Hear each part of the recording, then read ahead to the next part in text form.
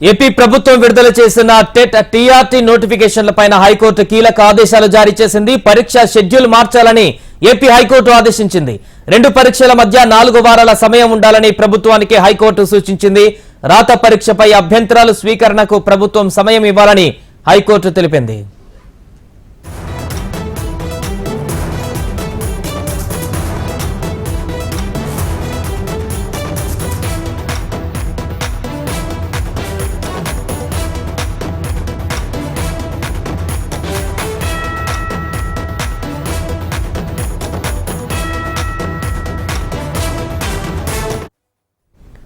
AP ప్రభుత్వం విడుదల చేసిన టెట్ టీఆర్టీ నోటిఫికేషన్లపై హైకోర్టు కీలక ఆదేశాలు జారీ చేసింది.